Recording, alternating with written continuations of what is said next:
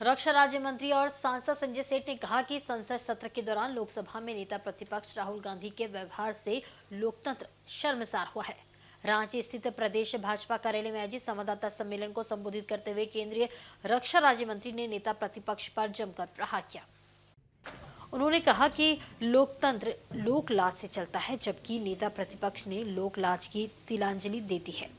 संसद भवन के मकर द्वार पर जिस तरह से राहुल गांधी ने भाजपा के एक बुजुर्ग सांसद और दूसरी महिला सांसद के साथ व्यवहार किया है, उससे लोकतंत्र शर्मसार हुआ है। उन्होंने कहा कि संविधान का मखौल उड़ाना और संविधान निर्माता डॉक्टर भीमराव अम्बेडकर को अपमानित करना कांग्रेस की पुरानी परंपरा रही है।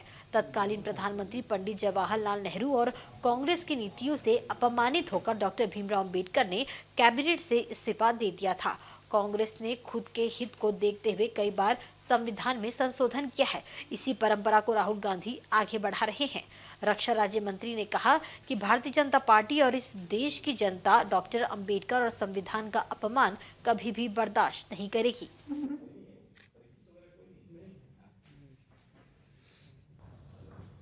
और एक तरफ भारतीय जनता पार्टी देखो, हमेशा बाबा साहब अम्बेडकर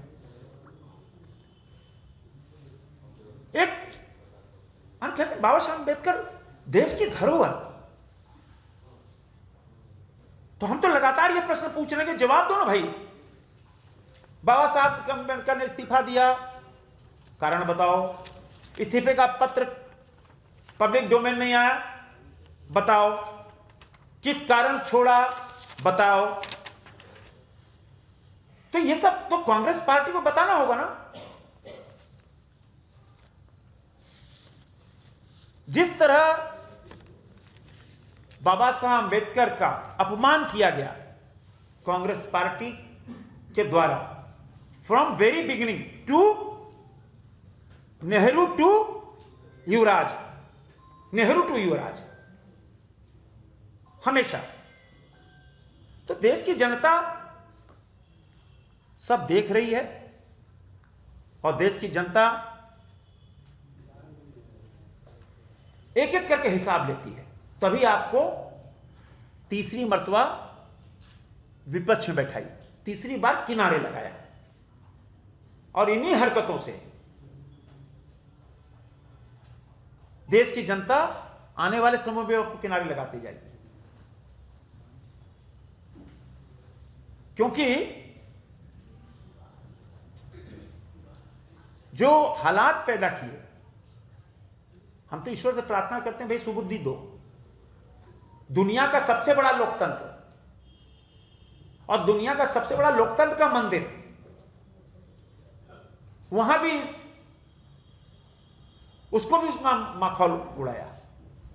तो ये तो बिना सत्ता के, बिना पानी के जैसे मछली तड़पती है, वैसे ही बिना सत्ता के तड़पते हैं। और गलतियां पे गलतियां, गलतियां पे गलतियां, गलतियां पे गलतियां। तो हम तो इतने प्रश्न पूछे, जवाब दो। कांग्रेस पार्टी के कोई बड़ा नेता हो, कोई हो, जवाब दो। इधर पूर्व केंद्रीय मंत्री सुबोध कांत राज्यसभा में घटित घटना एवं प्रतिपक्ष नेता राहुल गांधी के ऊपर फर्जी एफआईआर दर्ज किए जाने की निंदा की है। उन्होंने कहा है कि राज्यसभा के भीतर भारत रत्न डॉक्टर भीमराव अम्बेडकर पर आपत्तिजनक टिप्पणी के लिए गृह मंत्री को माफी मांगनी चाहिए। जमशेदपुर के अस्पताल में इस वार्ता को संबोधित करते हुए सुबोध कांत ने कहा कि केंद्रीय गृह मंत्री अमित शाह द्वारा की गई टिप्पणी हमारे संविधान निर्माता के अमूल्य विरासत का अपमान करती है।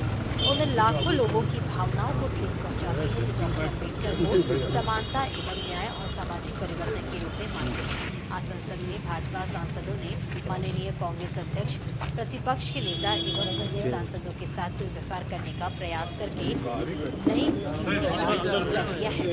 हताशा में उन्होंने विपक्ष के नेता राहुल गांधी के खिलाफ झूठी एफआईआर दर्ज कराई है। उन्होंने राष्ट्रपति से इस मामले में संज्ञान लेते हुए उच्च कार्रवाई करने और उक्त टिप्पणी के खिलाफ इस्तीफे की मांग की। इससे पूर्व कांग्रेस जिलाध्यक्ष आनंद बिहारी टोली ने पूर्व केंद्रीय मंत्री सुबोध कांत को शॉल एवं बुके प्रदान कर स्वागत किया। सर इधर देखिए, के साथ देश भर के हर जिले में हो रहा है। कल हम लोग 24 तारीख को अंबेडकर सम्मान यात्रा निकालेंगे और उससे हम अम्बेडकर जी के ऊपर जो इसके घिनौना लांछना लगी है, उसके लिए देश भर के लोगों को आह्वान करेंगे वो जुटे और संविधान ही देश में आज़ादी दिलाई। अंग्रेजों से आज़ादी तो 47 में मिली, लेकिन 52 में जो संविधान लागू हुआ वही असल आज़ादी दिलाई, जिसमें हर नागरिक को उसको जीने का अधिकार, बोलने का अधिकार, लिखने का अधिकार, एक्सप्रेशन ऑफ जो स्पीच जो आज बंद हो गया है। आज लोग बाएं दाहिने ताक करके तब दो शब्द बोलते हैं। आज मीडिया पर जो पूरा कब्जा है तानाशाही सरकार का, ये से मुक्त कराने का काम अगर एक होगा, अंबेडकर का सम्मान, संविधान की रक्षा, यही दो मुक्त तौर पे इस देश के 140 करोड़ लोगों को आज़ादी देगा इस तानाशाही सरकार से, जिनकी हत्या इतने सारे चार्जेस से जुड़े हुए सत्ता में बैठे हैं। भले वो फ्री हो जाए, लेकिन उनके कुंडली में ये लिखा हुआ है, पांड्या केस, तड़ीपार, लोया जज जो थे उनको, उनकी हत्या ये मिटेगा नहीं। और संविधान के रचयिता बाबा भीमराव अंबेडकर जी के बारे में जो उन्होंने कहा है, ये मैं समझता हूं कि ये देश नहीं, दुनिया के सभी दलित, आदिवासी, अकलियत, पिछड़ा जो संविधान के द्वारा ही प्रोटेक्ट किए जाते हैं, जिनकी मौलिक अधिकार की रक्षा अमित शाह और नरेंद्र मोदी नहीं कर रहे हैं, संविधान कर रहा है, उसके रचयिता के बारे में जो इनकी भाषा है और जो इनके दिल का गुबार था वो निकला है। इसीलिए हम आज के दिन में इस व्यक्ति को गृह मंत्री की हैसियत से नहीं देखना चाहते हैं, तत्काल इनकी इस्तीफा का मांग करते हैं। वहीं भाजपा द्वारा चलाए जा रहे सदस्यता अभियान के तहत सरायकेला के इंद्रटांडी विवाह मंडप स्थित बूथ संख्या 351 में विशेष कार्यक्रम का आयोजन किया गया। इस अवसर पर झारखंड के पूर्व मुख्यमंत्री चंपई सोरेन ने कार्यक्रम में शामिल होकर क्षेत्र के लोगों को भाजपा की सदस्यता दिलाई। पूर्व मुख्यमंत्री चंपई सोरेन ने कहा कि ये सदस्यता अभियान भारतीय जनता पार्टी को मजबूत करने और पार्टी की विचारधारा को जन जन तक पहुंचाने का प्रयास है। प्रधानमंत्री नरेंद्र मोदी, राष्ट्रीय अध्यक्ष जेपी नड्डा और गृह मंत्री अमित शाह के नेतृत्व में भाजपा देश के विकास के लिए निरंतर कार्य कर रही है। उन्होंने आगे कहा कि ये अभियान हर पंचायत में सक्रिय रूप से चलाया जा रहा है और क्षेत्र में बड़ी संख्या में लोग भाजपा की सदस्यता ले रहे हैं। चंपई सोरेन ने भाजपा की विकास योजना और संगठन के प्रति अपनी आस्था व्यक्त की। कार्यक्रम में बड़ी संख्या में क्षेत्र निवासियों ने भाजपा की सदस्यता ग्रहण की। चंपई सोरेन ने इस अभियान को एक जन आंदोलन करार दिया और कहा कि ये लोगों के बीच भाजपा की पकड़ को और मजबूत करेगा। इस अवसर पर भाजपा के कई प्रमुख कार्यकर्ता और नेता भी मौजूद थे, जिन्होंने पार्टी की विचारधारा और कार्यक्रमों को लेकर जनता को जागरूक किया। जो भाजपा का सोच है, सोच पर विश्वास है, इसलिए आज सैकड़ों की संख्या में हर जगह, हर क्षेत्र में सदस्यता ग्रहण कर रहा है। आदेश दिया है कुछ दिन हम लोग देखा जाए, कुछ दिन हम लोग देख रहे हैं कि क्या क्या आज जो चुनाव का समय वादा किया है इसको पूरा कर रहा है, नहीं कर रहा है, थोड़ा इंतजार हम लोग कर रहे हैं। उसके बाद हम लोग बताएंगे। तो हम बोला जनादेश जब मिल चुका है, जनादेश हम लोग सम्मान करते हैं और भाजपा को विपक्ष में रहने के लिए जनादेश मिला, इसीलिए नया सरकार बना है, इसको थोड़ा देखा जाए क्या क्या कर रहा है। पश्चिमी सिंहभूम जिले के सारंडा के सुदूरवर्ती व नक्सल प्रभावित क्षेत्र के दीघा पंचायत अंतर्गत मरांगपोंगा गांव के स्कूल टोला में निर्माणाधीन जल मीनार 3 साल बाद आज भी अधूरा है। इसके चलते टोला के लगभग 40 परिवारों को पीने के पानी के लिए काफी दिक्कतों का सामना करना पड़ रहा है। ग्रामीणों ने बताया कि मरांगपोंगा गांव के स्कूल टोला में जल जीवन मिशन के तहत गुप्ता बोरवेल नामक एजेंसी द्वारा लगभग 9 लाख रुपए की लागत से जल मीनार का निर्माण कार्य किया जा रहा था। इसका निर्माण शुरू होने से गांव के ग्रामीणों में काफी खुशी थी, लेकिन 3 साल गुजर जाने के बाद भी आज तक जल मीनार का निर्माण कार्य पूरा नहीं हो पाया है।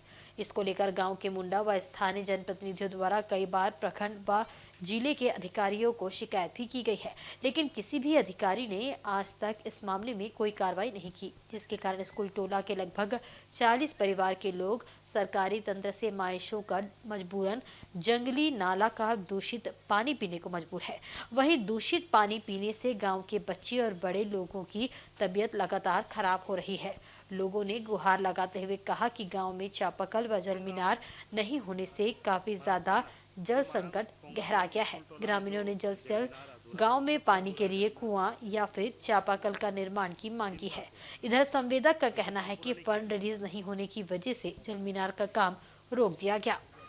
मारांग पोंगा ना, ये जो मारांग पोंगा में स्कूल टोला में जो जल मीनार अधूरा है, कब से अधूरा है जल मीनार? मिनिमम वो 3 साल हो रहा है। 3 साल से अधूरा है, अभी तक काम पूरा नहीं किया है? पूरा नहीं हुआ है। बीच में आया था काम करने के लिए, अच्छा, फिर भी अधूरा छोड़ दिया। तो इसके बारे में कोई अधिकारी या फिर ठेकेदार को बोले नहीं पूरा करने के लिए काम? पूरा करने के लिए तो बोला गया था, लेकिन फिर भी पता नहीं क्या हो रहा, तो नहीं पता है। अभी तक पूरा नहीं किया। नहीं। कौन फंड से बन रहा है? ये कौन सा फंड से नहीं पता है। अच्छा, तो यहाँ के लोग पानी कहाँ से पी रहे हैं? नदी का पानी पी रहे हैं। नदी का दूषित पानी? जी, और कोई विकल्प नहीं है? चापाकल नहीं है गाँव में एक भी? पकल नहीं है एक भी। तो कितने परिवार होंगे यहाँ पर? यहाँ पर 35-40 परिवार। 40 परिवार वो नदी में पानी पी रहे हैं। जी। तो जिला प्रशासन से क्या कहना चाहते हैं? जिला परिषद से हम ये प्रशासन से ये कहना चाहते हैं, जो खराब पड़ा, जो बोरिंग किया गया, इसको मैंने पूरा जल्दी इसके लिए कुछ कार्रवाई किया जाए, जल्द से जल्द बनाने के लिए बना के जैसे चालू किया जाए ना। हम जो नदी का पानी पी रहा है, हाँ, उस समस्या को समाधान किया जाए ना। क्या नाम है आपका? गोमा बहांदा। कौन गाँव? मारांग पोंगा। जी, स्कूल टोला में जो जल मीनार बना हुआ है वो कब काम चालू हुआ था जल मीनार का, और कौन फंड से काम हो रहा है? वो 3 साल पहले काम हो रहा था, वो डीएमटी फंड से काम हो रहा था। अच्छा, लेकिन बीच में एक बार मिस्त्री लोग बनाने के लिए आया था, हाँ, वो लोग भी फिर अधूरा करके छोड़ दिए। तो मतलब वो 3 साल से अधूरा पड़ा है? अधूरा पड़ा है। अभी तक उस पर कोई काम उम करने के लिए अभी आया नहीं? कोई अधिकारी कोई नहीं आ रहा है। तो इसके बारे में सूचना कर दिए हैं क्या ऊपर तक आप लोग? सूचना अधिकारी को दिए हैं? सूचना तो दिया हुआ है, वो हम लोग मुखिया लोग को दिए हैं। अच्छा, लेकिन अभी तक कोई कार्रवाई नहीं हुई? कोई कार्रवाई नहीं कर रहा। तो कैसे वो तो स्कूल टोला के लोग कहाँ का पानी पी रहे हैं? वो जल मीनार अधूरा है, 3 साल से बना नहीं है, पूर्ण नहीं हुआ है, तो लोगों को क्या समस्या हो रही है, क्या दिक्कत हो रही है? लोग पानी कहाँ का पी रहे हैं? वहाँ का लोग भी नदी का पानी पी रहे हैं। अच्छा, तो लोगों को दिक्कत होती होगी पानी का? बहुत काफी दिक्कत हो रहा है। बहुत दिक्कत। तो आप जिला प्रशासन से क्या मांग करना चाहते हैं? जिला परिषद से हम लोग मांग करते हैं कि मतलब ये अधूरा काम पड़ा है जल मीनार सब, वो सब तुरंत उसका कार्रवाई करे और काम हो मतलब दुरुस्त किया जाए। असंवेदक इतना दिन से अधूरा छोड़ा, उसके बारे में आप क्या कहना चाहते हैं? जो ठेकेदार काम अधूरा छोड़ के चल गया है, अभी तक काम पूरा नहीं किया, उसके बारे में आप क्या कहना चाहते हैं? ऐसा ठेकेदार के ऊपर कार्रवाई होना चाहिए, है ना। केंद्र सरकार की ओर से आयोजित राष्ट्रीय रोजगार मेले के 14वें चरण के तहत सोमवार को रांची के धुरवा स्थित सिम्बो सीआरपीएफ कैंप में रोजगार मेले का आयोजन किया गया। इसमें बतौर मुख्य अतिथि रक्षा राज्य मंत्री और रांची के सांसद संजय सेठ उपस्थित थे। उन्होंने 327 युवाओं को नियुक्ति पत्र प्रदान किया।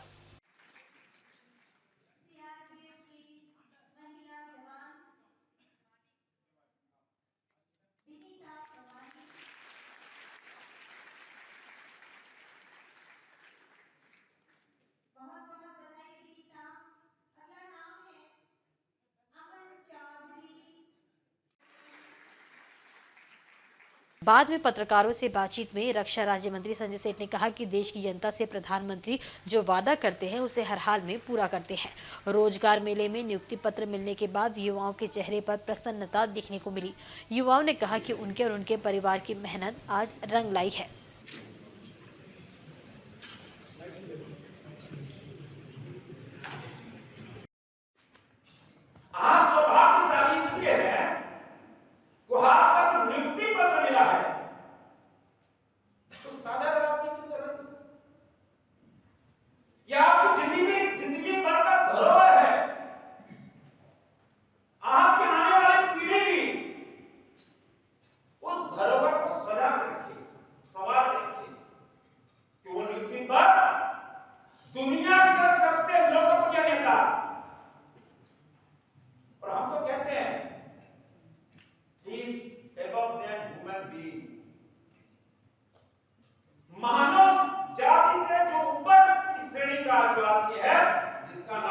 नरेंद्र मोदी है, उसके हाथ आप अपने करोड़ बेटे को किसका नाम छुपाए?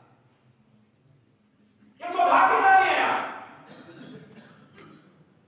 कि प्रधानमंत्री जी के आशीर्वाद से आपको नियुक्ति पर और देश की जनता से जो वायदा किया, एक वायदा सिर्फ 2 साल में 22 अक्टूबर 2022 पहला रोजगार मेला किसी ने कल्पना नहीं की। लोगों ने सोचा ऐसे ही घोषणा हो गई 10 लाख लोगों को सरकारी नौकरी दे देंगे। आज से 13वां हुआ अक्टूबर 29 अक्टूबर को, तब तक 8.5 लाख सरकारी नौकरी और आज 71,000 और जोड़ लो तो लगभग 9.25 लाख सरकारी नौकरी। यह प्रधानमंत्री नरेंद्र मोदी जी की सोच, देश को बढ़ाना। और प्रधानमंत्री मोदी कहते हैं कि मैं प्रधानमंत्री नहीं, मैं तो प्रधान सेवक हूं। और आप भी शासक बनकर कभी नौकरी मत करना कि हम तो भाई सीआईएसएफ में आ गए, बीएसएफ में आ गए, कहीं बैंक में लग गए, कहीं पोस्ट ऑफिस में लग गए। शासक में जिस दिन आप शासक समझ लिए तो उस दिन से आपका डाउनफॉल शुरू होगा। ये देखिए, ये माननीय प्रधानमंत्री जी के द्वारा चलाया जा रहा ये अभियान जो है, ये इसका 14वां चरण है रोजगार मेला का। और इस आज के दिन करीब 71,000 लोगों को, आज कैंडिडेट्स को, आज युवाओं को आज नियुक्ति पत्र दिया जा रहा है।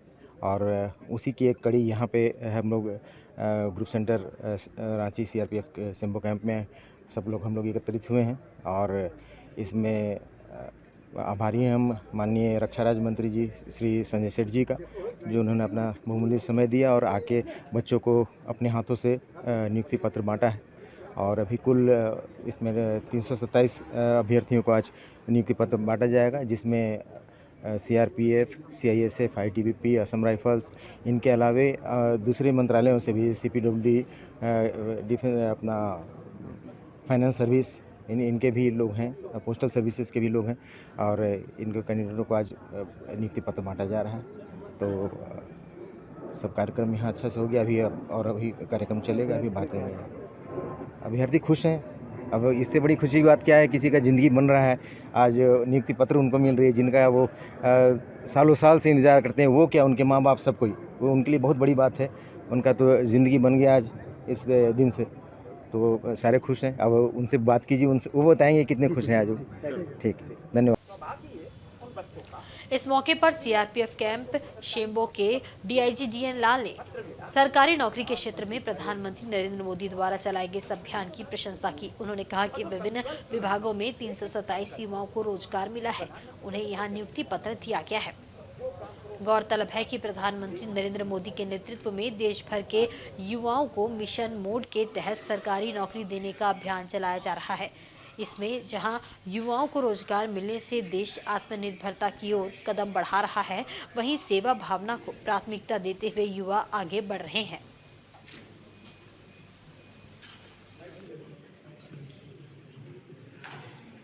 पीएफ में पोस्ट मिला है और मुझे बहुत अच्छा लग रहा है। एक मिनट, हेलो हेलो, फिर से बताओ। मेरा नाम जसी बेग है। हाँ, मैं सीआरपीएफ में भर्ती हुई हूँ। हाँ, मैं लापुंग क्षेत्र से हूँ। अच्छा, क्या कैसे मिला ये नौकरी? मेरे अपने मेहनत पे, हाँ। मम्मी पापा ने भी बहुत हेल्प किया मेरा। अच्छा, आज प्रधानमंत्री को सुना, क्या क्या बोले वो? रोजगार के बारे में बताए, हाँ, डिटेल्स। हाँ। इधर पूर्वी सिंहभूम के पूर्व जिला परिषद उपाध्यक्ष सह समाज सेवी राजकुमार सिंह ने बोड़ाम प्रखंड अंतर्गत बेलडी पंचायत के पाको टोड़ा में आदिम जनजाति परिवार के बीच कंबल व जैकेट का वितरण किया। हर साल की भांति इस साल भी उन्हें अपने बीच पाकर सबर समुदाय के लोग काफी उत्साहित दिखे। पिछले कुछ दिनों से पड़ रही कड़ाके की ठंड ने लोगों का हाल बेहाल कर दिया है। इस गांव के लोग उन्हें याद कर ही रहे थे कि उन्होंने गांव पहुंचकर बच्चे, महिलाओं व बुजुर्गों को अपने हाथों से जैकेट पहनाया। इस दौरान मौजूद सेवानिवृत्त शिक्षक निवारण सिंह सरदार ने कहा कि राजकुमार बाबू हर साल यहां के लोगों को जाड़े के मौसम में ऊनी वस्त्र व टुसू में साड़ी एवं दीपावली में दिया व मिठाई का पैकेट बांटते हैं और सबर लोगों को बेसब्री से इंतजार रहता है। इसके अलावा पाको टोड़ा में एक सब्जी खेत में मजदूरी कर रहे कई मजदूरों को भी उन्होंने जैकेट का वितरण किया और रास्ते में मिले अन्य जरूरतमंद लोगों के बीच भी दर्जनों कंबल व जैकेट बांटे। मौके पर उनके साथ पंचायत प्रतिनिधि प्रबोध कुमार महतो, परेश दत्त व अन्य लोग मौजूद थे। इस संबंध में राजकुमार सिंह ने कहा कि जरूरतमंद लोगों के बीच निस्वार्थ सेवा से आत्मीय संतुष्टि मिलती है, इसलिए हर साल वे इस गांव में जरूर पहुंचते हैं। उन्होंने कहा कि टुसू का त्योहार भी उन लोगों के बीच ही मनाएंगे।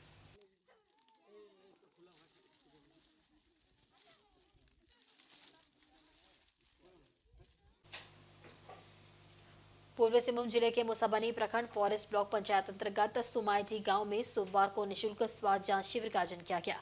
इसमें सैकड़ों ग्रामीणों ने पहुंचकर इसका लाभ उठाया। गांव के आंगनबाड़ी केंद्र में मुखिया पोरमा बानरा की ओर से आयोजित इस कैंप में होम्योपैथिक, आयुर्वेद और एलोपैथी के जरिए मरीज का उपचार किया गया। हिंदुस्तान कॉपर लिमिटेड के द्वारा होम्योपैथी के माध्यम से मरीजों का उपचार किया गया। वहीं चिकित्सकों द्वारा नेत्र, कान, नाक एवं गला की जांच कर मरीज को अंग्रेजी दवा भी उपलब्ध कराई गई। इस शिविर का सोमायडी, पाटकीता, फॉरेस्ट ब्लॉक, पाथरगोड़ा समेत कई गाँव के काफी संख्या में ग्रामीणों ने लाभ उठाया। इस मौके पर हिंदुस्तान कॉपर लिमिटेड से होम्योपैथी डॉक्टर अमिताभ कुमार, सपन कुमार व अन्य ने, जबकि आयुर्वेद के शीला जामूदा ने मरीजों का उपचार किया। मुखिया पोरमा बानरा ने कहा कि पंचायत वासियों को स्वास्थ्य लाभ दिलाने के लिए इस तरह का शिविर हमेशा आयोजित की जाती है ताकि ग्रामीणों का स्वास्थ्य अच्छा रहे।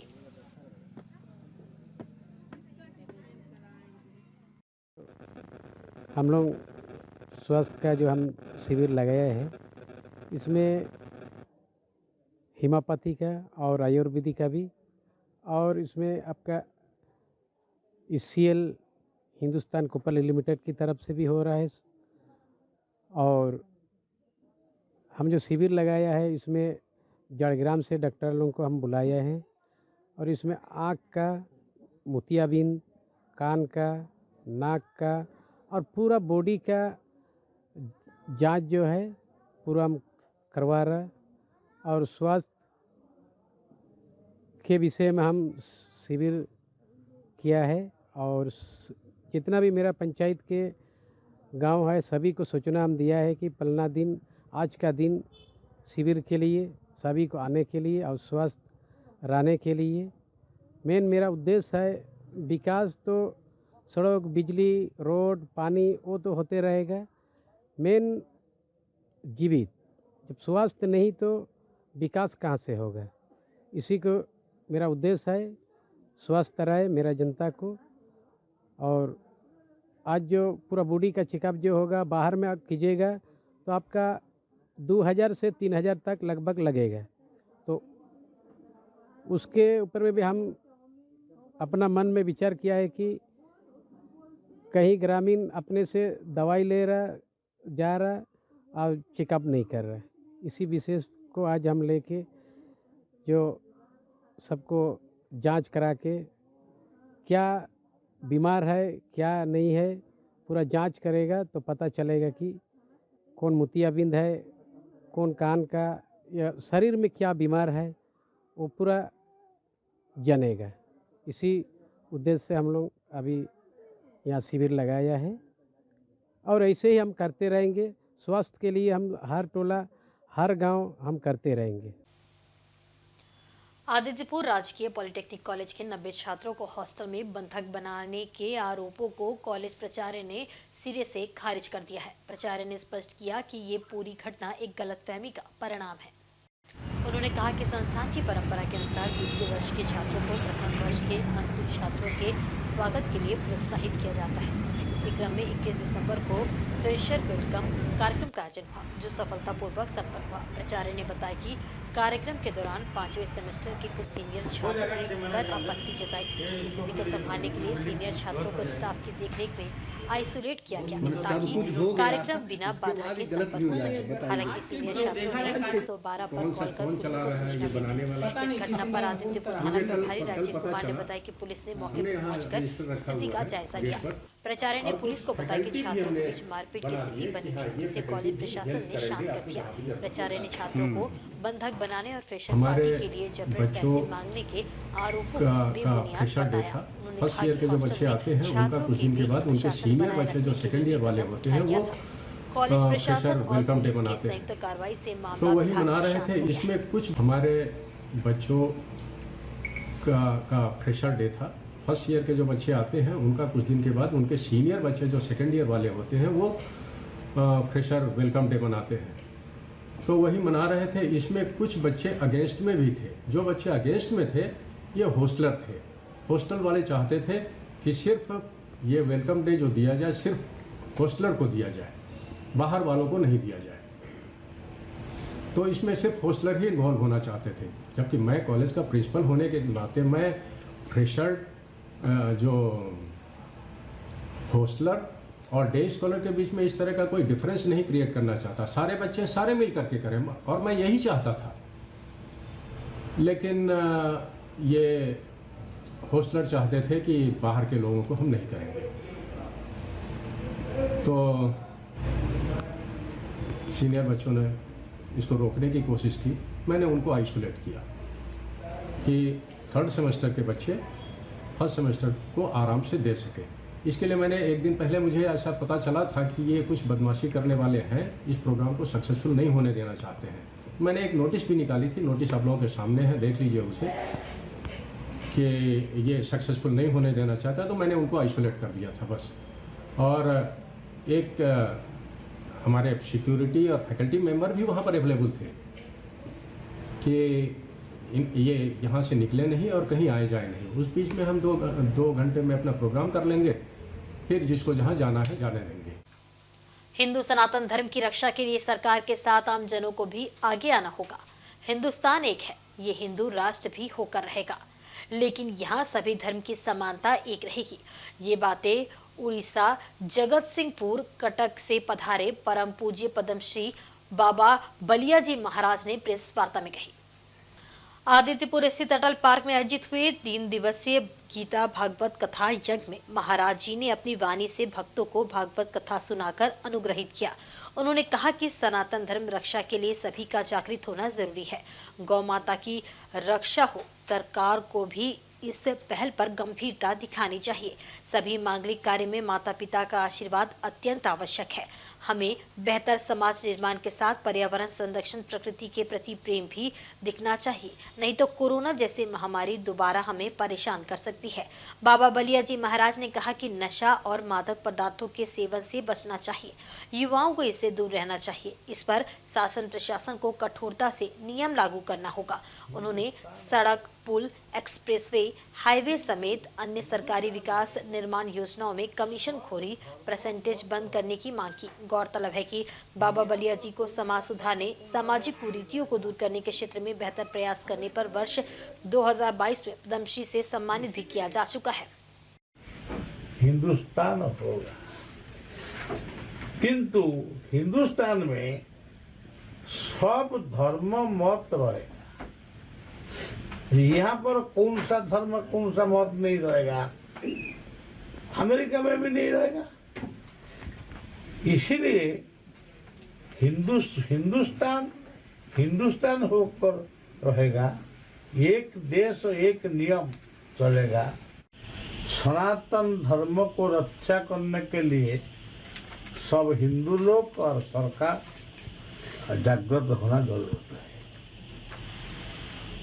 गौ माता को रक्षा करने के लिए गौशाला करना आपका माध्यम से हम गवर्नमेंट को निवेदन कर रहा है। और जो पतिहरा माँ, वैधव्य माँ, मंगल कार्य में जो उनको इग्नोर किया है कि पिताजी माताजी का आशीर्वाद सबसे बड़ा आशीर्वाद है। पतिहरा माँ को सम्मान दो, एक आईन होना जरूरत है। प्राकृतिक जंगल और वृक्षारोपण यदि नहीं होगा, गरीब होगा और भूताणु कोरोना जैसा बीमारी आया था, इसी प्रकार माने भिन्न भिन्न प्रकार का बीमारी भी आएगा। इसीलिए प्राकृतिक जंगल को रक्षा करना जरूरत है।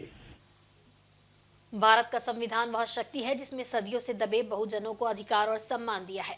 भाजपा व आरएसएस संविधान पर आक्रमण कर बहुजनों के अधिकार और सम्मान के बीच दीवार बना रही है ताकि वे अपने अधिकार से वंचित हो जाए। उक्त बातें कांग्रेस विधायक डॉक्टर रामेश्वर उरांव ने कही। वे सोमवार को रांची स्थित कांग्रेस भवन में संवाददाता सम्मेलन को संबोधित कर रहे थे। उन्होंने कहा कि कांग्रेस इस दीवार को भाजपा के मंसूबे को कभी पूरा नहीं होने देगी। बीजेपी हमेशा से लोकतंत्र और संवैधानिक मूल्यों के प्रति तिरस्कार दिखाने का कोई मौका नहीं छोड़ती। केंद्रीय गृह मंत्री अमित शाह के द्वारा संसद में बाबा साहेब को लेकर की गई टिप्पणी पर अपनी प्रतिक्रिया देते हुए उन्होंने कहा कि केंद्रीय गृह मंत्री अमित शाह ने डॉक्टर अंबेडकर का अपमान कर संघ और बीजेपी की मनुवादी मानसिकता उजागर कर दिया है। पूरा दुनिया मानती है, उनका सम्मान करती है दुनिया। हम सभी उनको सम्मानित करते हैं, सम्मान की नजर से देखते हैं। ऐसा व्यक्तित्व थे, ऐसे पर्सनालिटी थे जिन्होंने कुछ दिया देश को, संविधान दिया और संविधान की वजह से ही आज हम अपने मौलिक अधिकार को जानते हैं। जो पिछड़े वर्ग के लोग हैं, जिसमें एससी, एसटी, ओबीसी है, उनको आरक्षण दिया उन्होंने, माइनॉरिटीज को अधिकार दिया उन्होंने, बहुत सी चीजें उल्लेख किया, कुछ चीजों का उल्लेख किया संविधान में, और उसी के अनुसार सरकारें चल रही हैं, केंद्र सरकार हो या राज्य सरकार। तो उनको हमको सम्मान देना है, सम्मान के योग्य है, वो सम्मान उनका होना ही होना चाहिए हर कोई द्वारा। लेकिन हम लोग सन्न रह गए जब सामान्य गृह मंत्री जी ने राज्यसभा में उनके बारे में कतिपय अभद्र टिप्पणी। नम्रता से मैं कहना चाहूँगा टिप्पणी नहीं करनी चाहिए थी। टिप्पणी किया तो तुरंत वापस ले लेना चाहिए था, क्षमा मांगना चाहिए था देश से। स्लिप ऑफ टंग हो गया है, ये भी होता है, तरीका है, बोला जाता है कभी कभी, स्लिप ऑफ टंग करके वापस ले लेते हैं हम लोग। लेकिन स्लिप ऑफ टंग नहीं था, इसलिए वापस उन्हें खेद प्रकट की कि उनके दिल से निकली ही आवाज। ये लोग, बीजेपी के लोग, संविधान को बदलना चाहते थे। 400 पार का नारा जो दिए थे, उनके नेता खुल के बोलते थे 400 पार, इसलिए कि हम संविधान को बदलेंगे। संविधान को बदलेंगे तो उनके ऑथर खत्म हो जाएंगे, और ऑथर मतलब अंबेडकर, बाबा साहब खत्म हो जाएंगे। अगर संविधान बदलेगा तो मौलिक अधिकार खत्म हो जाएंगे। संविधान बदलेगा तो आरक्षण खत्म हो जाएंगे। संविधान बदलेगा तो माइनॉरिटीज को, अल्पसंख्यक को जो अधिकार दिए गए हैं वो भी खत्म हो जाएंगे। चक्रधरपुर के फकीर मोहल्ले की तरफ 24 दिसंबर को होने वाले अंडरपास के आरसीसी ब्लॉक्स लॉन्चिंग को लेकर तैयारियां जोर शोर से की जा रही है। ठेकेदार के द्वारा आरसीसी ब्लॉक्स लॉन्चिंग के लिए कार्यस्थल को अनुकूल बनाया जा रहा है।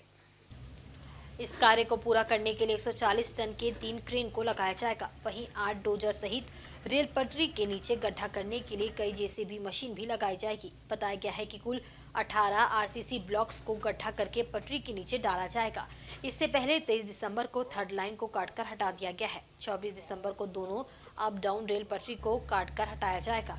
उसके बाद OHE तार हटाया जाएगा। उसके बाद मशीन से गड्ढा कर 18 RCC ब्लॉक्स को लॉन्च कर दोबारा पटरी को ब्लॉक्स के ऊपर सजा दिया जाएगा।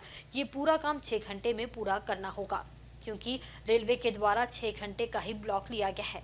इससे अधिक देर होने पर रेलवे को ज़्यादा नुकसान उठाना पड़ेगा। रेलवे की पूरी कोशिश होगी कि कार्य तय समय सीमा में पूरा कर लिया जाए। इस कार्य में रेलकर्मी तो काम करेंगे ही, इसके साथ साथ सैकड़ों की संख्या में दैनिक मजदूर भी ठेकेदार द्वारा लगाए जाएंगे। RCC ब्लॉक्स की लॉन्चिंग के बाद अंडरपास के दोनों छोर में अप्रोच रोड का निर्माण कार्य किया जाएगा। अप्रोच रोड बनने के बाद ही अंडरपास पूरी तरह से आम लोगों के चलने के लिए खोला जा सकेगा। और चक्रधरपुर के केरा पंचायत के निश्चिंतपुर गांव में सृजन महिला विकास मंच के द्वारा बाल मेला dissemination workshop of special learning centre का आयोजन किया गया। इस कार्यक्रम में कक्षा 3 से 5 वर्ग में पढ़ने वाले सृजन महिला विकास मंच द्वारा संचालित 12 विशेष शिक्षण केंद्रों के तकरीबन 300 बच्चों ने भाग लिया। सभी ने अपने बौद्धिक विकास को प्रदर्शित किया। इस कार्यक्रम में चक्रधरपुर की SDO श्रुति राजलक्ष्मी बतौर मुख्य अतिथि मौजूद थी। वहीं सृजन महिला विकास मंच की सचिव नरगिस खातून भी मौजूद रही। SDO के द्वारा कार्यक्रम का दीप प्रज्वलित कर उद्घाटन किया गया। कार्यक्रम के दौरान बच्चों ने रंगारंग सांस्कृतिक कार्यक्रम पेश किया। संस्था के द्वारा जानकारी दी गई कि 6 महीने के अंदर ग्रेड E के बच्चे ग्रेड A की श्रेणी में पहुँच गए हैं। कार्यक्रम में बच्चों ने विभिन्न शैक्षणिक सामग्रियों और गतिविधियों का प्रदर्शन किया। सभी 12 केंद्रों ने स्टॉल लगाए, जहां बच्चों ने शिक्षण सामग्रियों का उपयोग दिखाया और अतिथियों व अभिभावकों को अपने पठन पाठन की उपलब्धियों को बताया, जिसमें गीत और नृत्य, बाल संरक्षण के मुद्दों पर नुक्कड़ नाटक, खेल खेल में सिखाई गई गतिविधियां, अंग्रेजी कविताएं और राइम्स, स्वर वर्ण और व्यंजन वर्ण, गणित के जोड़ घटाव गुना भाग और पहाड़ा के ज्ञान का प्रदर्शन बच्चों ने किया।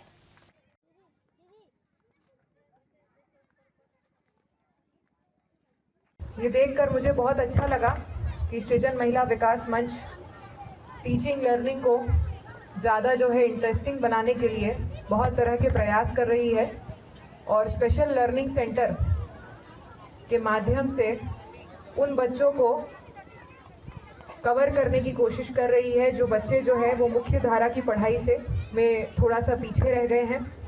मुझे बताया गया कि यहाँ पर जो है क्लास 3 से 5 के जो बच्चे जो मुख्य धारा की पढ़ाई से थोड़ा पीछे हैं, उनके लिए एक स्पेशल टेस्ट हुआ था, जिसमें से जो बच्चों का परफॉर्मेंस अन्य बच्चों के मुकाबले थोड़ा सा खराब रहा, उनको जो है इस टीचिंग सेंटर में लाया गया और बाल मंच के ट्यूटर्स जो कि यहीं की लोकल महिलाएं हैं, उनके माध्यम से इनको जो है वो पढ़ाई कराई गई और पढ़ाई भी जो है वो एक इनोवेटिव वे में कराया गया, एक नवीन तरीके से कराया गया, जहाँ पर बहुत सारे टीचिंग लर्निंग मटेरियल का इस्तेमाल किया गया ताकि बच्चे जो है वो हंसी हंसी में पढ़ाई करें और खेल कूद में जो है वो पढ़ाई के बहुत सारे शब्द वगैरह सीख जाएं, शब्द सीख जाएं, जोड़ गुणा सीख जाएं, घटाव जोड़ घटाव हो गया, गुना सीख लिया। तो ये हम लोगों ने जाकर अभी स्टॉल में भी विजिट किया और देखा कि बच्चों का काफ़ी जो है इस चीज़ में लर्निंग जो है वो इम्प्रूव हो रहा है। तो यह जो सृजन महिला विकास मंच के द्वारा एफर्ट लिया जा रहा है वो काफ़ी सराहनीय है और मैं सारे बच्चों को भी जो है कॉन्ग्रेचुलेट करना चाहूँगी कि और उनके अभिभावक को सबसे पहले जो है धन्यवाद करना चाहूँगी कि उन्होंने अपने बच्चों को इस संस्था के माध्यम से स्पेशल लर्निंग सेंटर में भेजा, जिससे बच्चों का जो है वो विकास हुआ और बच्चे जो है वो कहीं ना कहीं जो उनकी पुरानी स्थिति थी उससे बेहतर हुआ। 6 मंथ तक ये मोहल्ला पाठशाला SLC विशेष शिक्षण केंद्र चलाया गया और यहाँ 12 गांव के 300 बच्चे हैं। इसमें सभी बच्चों का, टीचरों का, अभिभावक का और जो भी हमारे इससे पूर्व के आए हुए सभी मुख्य अतिथियों का बहुत बहुत स्वागत है। और स्वागत खासकर हमारे SDM मैडम का पहले भी मिल चुके हैं, बट इनका जो अप्रोच रहता है बहुत दिलचस्प रहता है, क्योंकि किसी भी तरह से मिलना, लोगों के साथ में जुलना, लोगों का मान सम्मान रखना। उस बीच में एक बात कहना चाहूँगी, नफरत भरी जिंदगी में कोई अरमान नहीं होती, नफरत भरी जिंदगी में कोई अरमान नहीं होती, बिना विश्वास के खुदा से फरमान नहीं होती। गुलदस्तों से करते हैं आदर अतिथियों का, मगर सच्ची भावनाओं के बिना कोई सम्मान नहीं होती। मैं बहुत दिल से मैं आज इस सभा में छोटे छोटे नन्हे मुन्ने प्यारे प्यारे बच्चों का और हमारे SDM का बहुत बहुत सृजन महिला के ओर से बहुत बहुत स्वागत है, अभिनंदन है कि आज हम सारे मैडम के आने से पहले छोटी छोटी जो कला है जो बच्चे प्रस्तुत कर रहे थे बहुत सारा चला है। अब मैडम से मैं चाहूँगी। और आज के बुलेटिन में बस इतना ही। कल फिर हाजिर होंगे कुछ नई खबरों के साथ। तब तक देखते रहे इनसाइड झारखंड न्यूज़। नमस्कार।